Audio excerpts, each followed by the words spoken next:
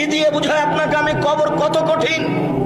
রাসূল সাল্লাল্লাহু আলাইহি ওয়াসাল্লাম বলেন, যখন তাকে কবরে জিজ্ঞাসা করা হবে দ্বীন সম্পর্কে, মুহাম্মদ সাল্লাল্লাহু আলাইহি সাল্লাম সম্পর্কে, ইসলাম সম্পর্কে, সে যদি উত্তর দিতে না পারে, ইয়াজরিবু জারবাতান, এত জোরে তাকে ফেরেশতা মারবেন, ইয়াসিহু সাইহাতান, সে বাপরে মারে করে চিৎকার করবে, ইয়াসমাউ মাওয়াইদাল মাশরিকুল মাগরিব ইল্লা সাকালাইন, সারা পৃথিবীর জীবজন্তু, কীট পতঙ্গ, পদার্থ, জড় পদার্থ সব কিছু তার চিৎকার শুনতে পাবে, মানুষ আর জিন শুনতে পাবে না।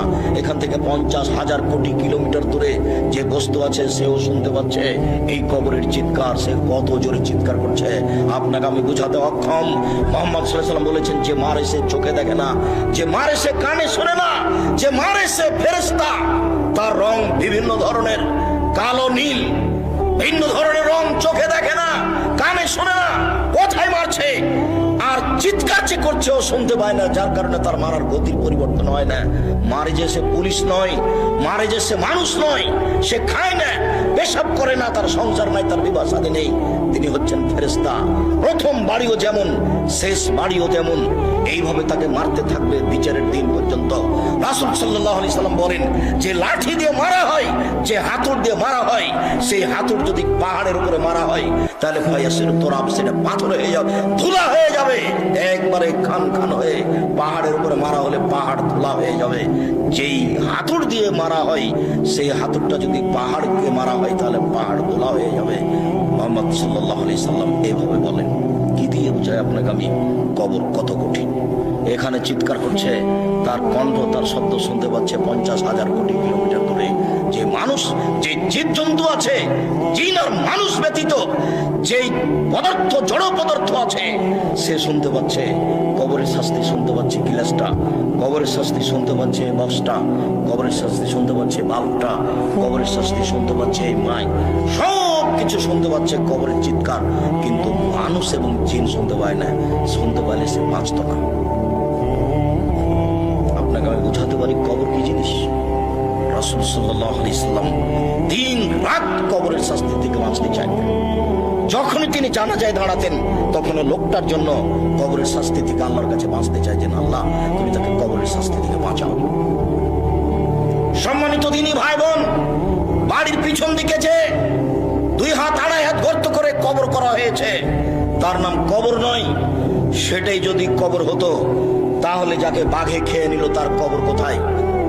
কবরস্থানে 2-2.5 হাত যে কবর করা হয়, সেটাই কবর নয়।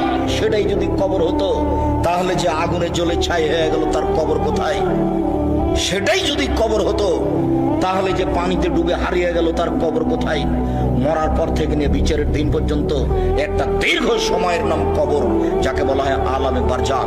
এই দীর্ঘ সময়ের নাম কবর, এটা কোনো জায়গা, কোনো স্থান নয়। সম্মানিত দিনী ভাই বোন, এই দীর্ঘ সময়ের ভালোটা হলো ভালো, খারাপটা হলো খারাপ। মানুষটা যদি ভালো হয়, মরার পরে ফেরেশতা যখন জিজ্ঞাসা করবেন, তখন যদি তার উত্তর ঠিক হয়, তাহলে ফেরেশতা বলবেন, নামকা নামাতিল আরুসে লাইকুদুল আবালিহি, তুমি ঘুমিয়ে যাও বাসর রাতের ঘুমানোর মতো, যাকে কেউ জাগাবে না তার অতীব প্রিয় মানুষ ছাড়া। তুমি ঘুমিয়ে যাও বাসর রাতের ঘুমানোর মতো, যাকে কেউ জাগাবে না অতীব প্রিয় মানুষ ছাড়া। যখনই তাকে ঘুমাবে, ঘুম থেকে জাগাবে, তখনই সে একটু কষ্টবোধ মনে করে বলবে, এখনই তো মাত্র ঘুমালাম, কেমন হয়ে গেল, এখনই তো ঘুমালাম, কেন আমাকে এভাবে উঠানো হলো? তার এইরকম একটা পরিবেশ থাকবে।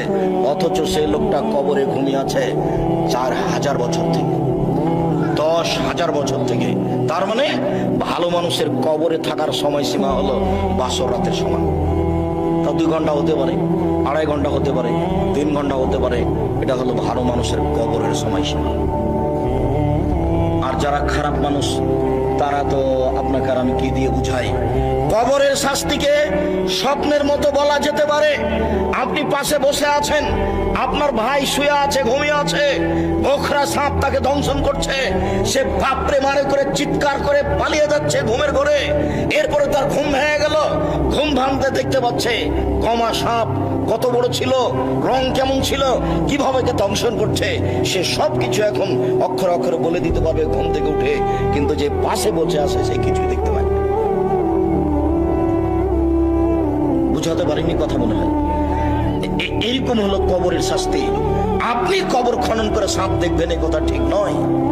ওই যে একটা কাগজে লেখা ছিল যে জনৈকে ইমাম সৌদি আরব থেকে ইমামতি করার পরে মসজিদ থেকে বের হয়ে একটা কবর খনন করে দেখলেন যে একটা লাশকে সাপ পেঁচিয়ে ধরে আছে। তারপরে বলে দিলেন যে এইটা ফটোকপি করে যে যত বিতরণ করতে পারবে সে